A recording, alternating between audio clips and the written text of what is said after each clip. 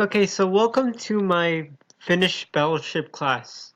So for my Battleship class, I had the following classes. I have the Grid class, the Player class, the Randomizer class, the Battleship class, Ship class, and the Location class. The Grid class is to create a grid for the Player class. The Player and Ship class is to create a ship for the Player class, and the location class is create locations for the grid class, and the battleship class is where it runs all of it. So I'll be explaining the battleship class and how it connects to the other classes. So over here, it creates two player objects from the player class, which allows the objects to have methods from the player class. So we could see this instance over here, user.printMyShips, which calls the player method print my well print my ships, which also calls a method from the grid class, which creates a grid and prints the ships. And it prints this basically just is a template for what you have to print out. For example, if I run real quickly, yeah, that it just prints out a template. So over here, I decide to choose all my ships for my player, for the user, which is us, where it asks us what's our row, what's our column, what's the direction of our ship, and to make sure we won't have like error if we enter a row or a column that's too high or a direction. We have an error check, which is this is simply in the battleship class. As you can see over here, I have some error checks checking if it's over 10, over 1, so it won't create an error.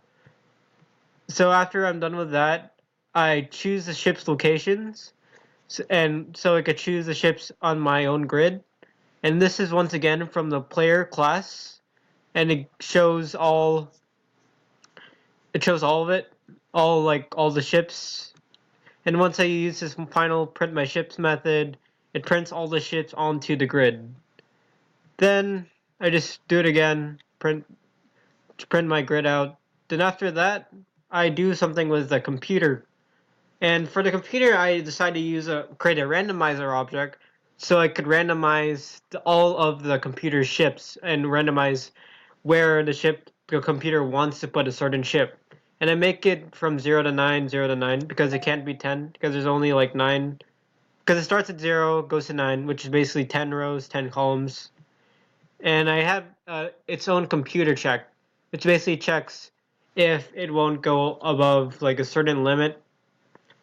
And yeah, and it prints out the component chips. Then yeah. So this while true method is the guess phase, where the player has to guess if certain parts of the opponent grid, and vice versa for the computer player. So this turns out your guess. So over here we call the user's opponent grid because, as you can see in the player class, it creates two grids for each new player. And for the player class, it's so I can mark something, because this is a different grid than the one we put our ships in. This is basically the player class is to show that opponent grid is to show my opponent's grid and what we guess. This will be more clear when I run the code. And I would have to do the same thing for the computer class, and like again, it checks again. I use error check which row and column I guess, and if it works out well, then we just go to computer. Then we run the computer. There's a randomizer, random points it checks. Then I also create a point system, as you can see in the player class. Each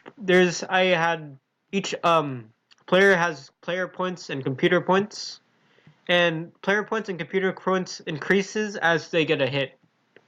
And each the player and the computer have different guess methods, and this is to allow a specific player or computer to gain points. And by that I mean, let's say we want to get the user's player points to increase. If it's over 17, we win. And if the computer gets over 17 points, they win. Then here's some more error checks. So overall, I create new players, right? I create new players with player methods, which contains two different grids. And the grids are new grid objects from the grid class, which creates various locations for the grids, and all the locations are stored in one huge 2D array, as you can see by these two for loops. And locations that are created are from the location class. There's no constructor here because this is mostly just to check if a hit or is missed. So now that I explained, oh yeah, all the ship class. In the ship class, we add new ships through this loop. We add new ship objects, and the ships contain these methods. Gets the length of it, gets the how long it should be, and how long it should be stored in our array list. So let's go through the battleship.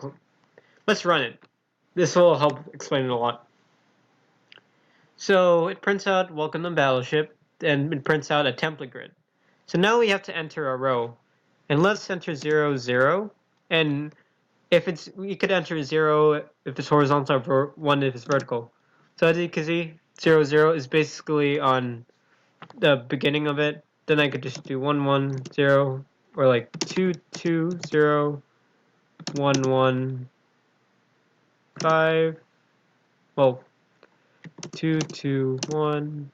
Then once we place all the ships, I won't keep the opponent grid in the actual code because we're not supposed to see this yet.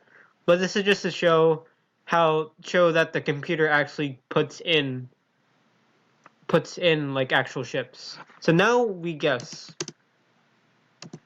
Oops. So as you can see, if we put like 0, 0, it creates a guess for us. And this is our guess. If we scroll up, this is computer guess. And surprisingly, the computer already hit me twice. So that's basically my Battleship code overall. And I want to show how eventually how I win or how the computer wins, but it's going to take a really long time because I have to go, the computer or I have to go to hit all of my ships, or I have to hit all of their ships, which could take a really long time.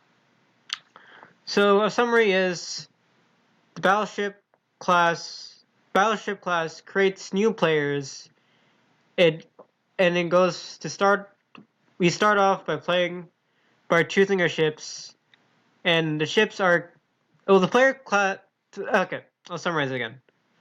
The player class has the ships, grids, and the grid class has locations, and the grid class creates objects of locations to create a 2D array, and these 2D arrays are stored into the player class, along with ships that are stored in the array list in the player class. And we all use all of these classes to create our battleship.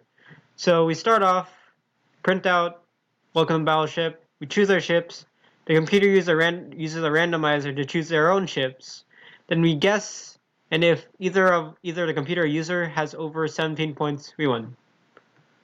Okay, thank you.